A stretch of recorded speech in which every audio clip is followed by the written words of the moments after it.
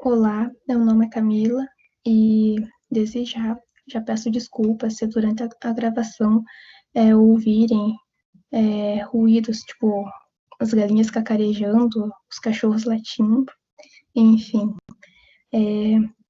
A gente vai falar sobre a qualidade do solo e bioindicadores.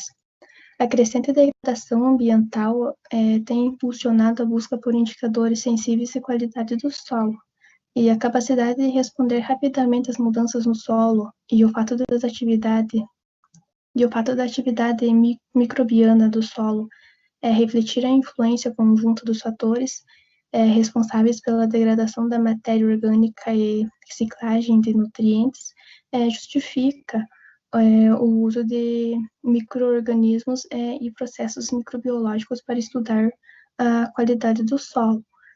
A microbiota apresenta grande potencial de utilização em estudos da qualidade relacionados ao solo, pois os micro-organismos constituem fonte e depósito de nutrientes em todos os ecossistemas e participam ativamente em processos benéficos como a estruturação do solo, a formação do humus, a solubilização de nutrientes para as plantas e a degradação de compostos persistentes aplicados ao solo.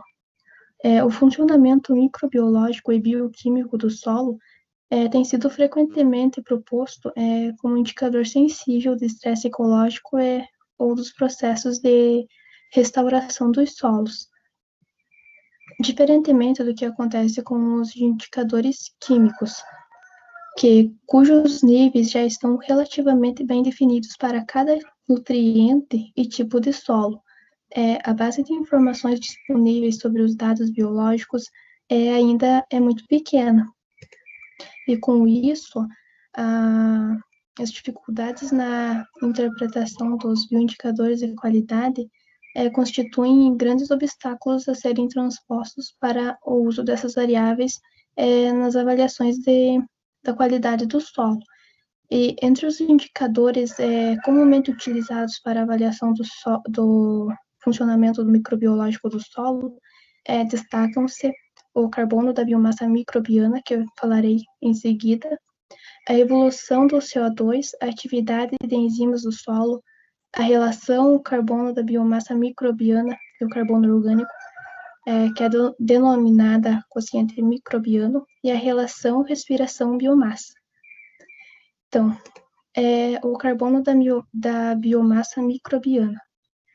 O teor de carbono da biomassa microbiana pode ser indicativo do potencial da disponibilidade de nutrientes para os vegetais, podendo estar relacionado à qualidade do solo.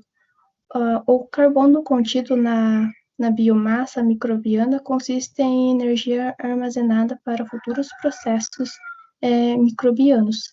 A determinação do carbono da biomassa microbiana não fornece indicações sobre a atividade dos micro-organismos do solo, sendo necessário avaliar simultaneamente atributos que possam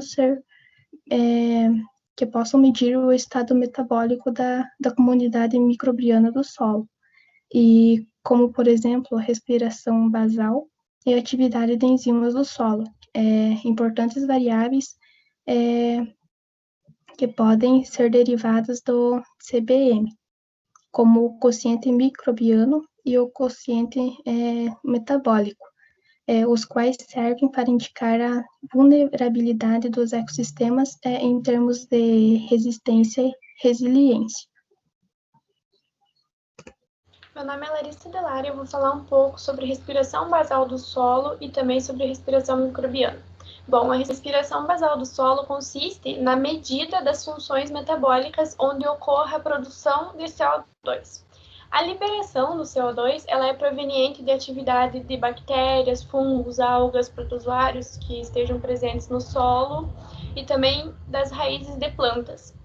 A quantidade do CO2 que será emitida ela é relacionada com a capacidade de degradação de matéria orgânica através da microbiota heterotrófica, que constitui uma das fases essenciais para que ocorra o ciclo do carbono. A disponibilidade do carbono no solo tem sido descrita como um dos fatores que pode contribuir para que a respiração basal do solo aumente. A alta taxa respiratória, ela pode ser considerada uma característica desejável, levando em conta que pode indicar uma alta atividade da biomassa microbiana e também uma rápida transformação da matéria orgânica em nutrientes para que as plantas utilizem.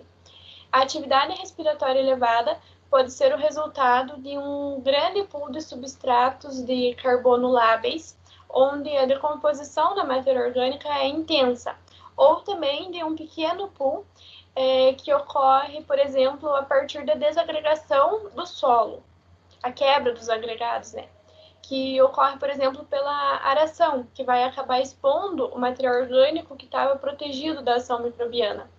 A elevada emissão do CO2 pode indicar distúrbio ecológico ou uma alta produtividade do ecossistema. Por isso, deve-se analisar cada caso, cada contexto para saber. E a respiração microbiana é uma atividade metabólica do estado fisiológico. Pode ser influenciado por diversos fatores ambientais, como, por exemplo, a umidade do solo, a temperatura, a disponibilidade de nutrientes, a quantidade de carbono orgânico, pluviosidade e também a quantidade de matéria orgânica presente. Olá, meu nome é Keraban e hoje a gente vai falar sobre o quociente metabólico e o quociente microbiano. O quociente metabólico, que também pode ser representado como QCO2, é a relação entre o CO2 produzido pela respiração microbiana e o carbono de massa microbiana, e tem sido utilizado para avaliar efeitos ambientais e antropogênicos sobre a biomassa microbiana do solo. Esse quociente baseia-se na teoria biogenética de Odum, segundo a qual comunidades microbianas sob condições de estresse ou expostas a qualquer tipo de perturbação serão menos eficientes em converter o carbono assimilado em biomassa. O quociente metabólico tem sido utilizado como um índice ecofisiológico dos micro-organismos do solo e reflete o status biogenético da biomassa microbiana. O declínio do quociente metabólico é interpretado como aumento da eficiência da utilização de carbono pela biomassa. Baixos valores de QCO2 supostamente refletem um ambiente estável ou próximo do estado de equilíbrio. Por outro lado, valores elevados são indicativos de ecossistemas jovens submetidos a alguma condição de estresse.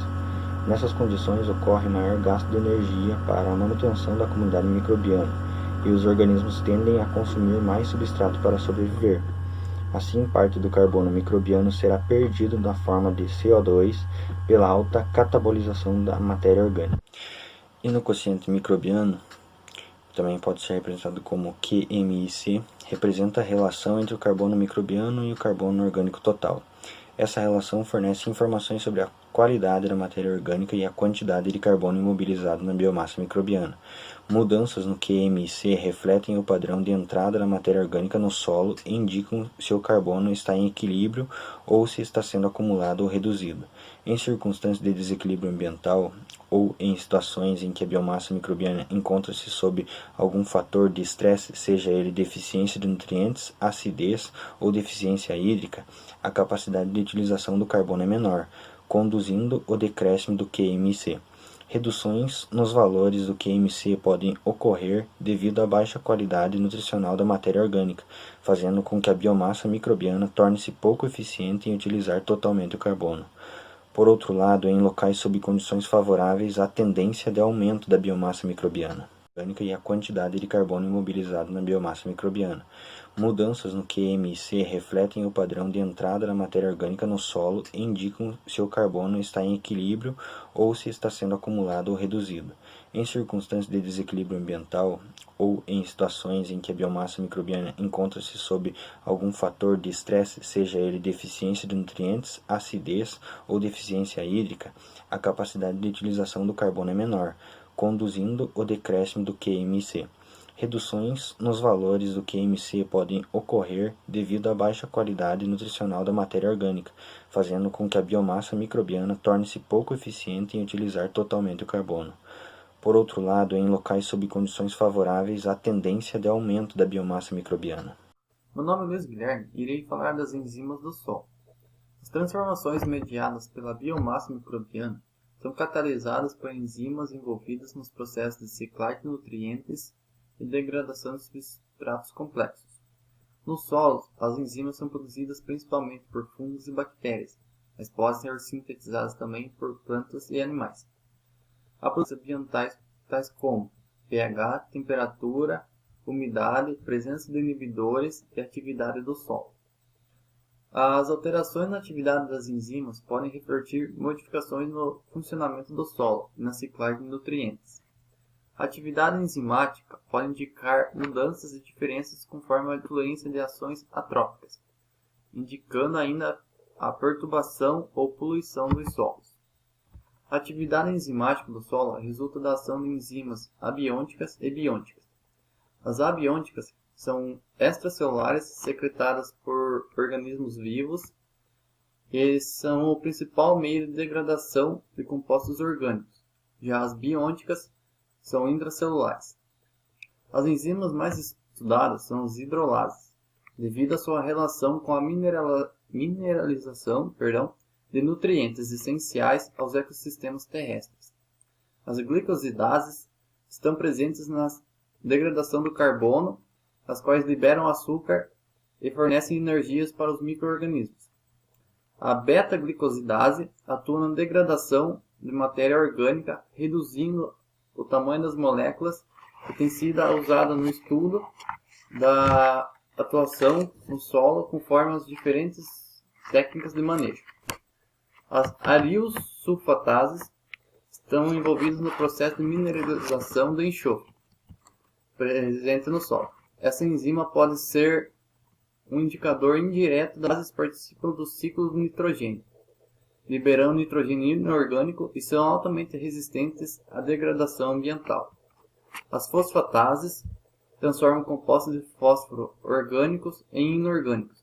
Por serem derivadas da população microbiana, são usadas para indicar a atividade microbiana. As desidrogenases, auxiliam na oxidação da matéria orgânica e, por sua sensibilidade, é usada como indicador da qualidade do solo em ambientes degradados. Contudo, os micro-organismos do solo são extremamente importantes na transformação do solo e respondem rapidamente às mudanças impostas a esse, sendo uma importante ferramenta indicadora de qualidade do solo.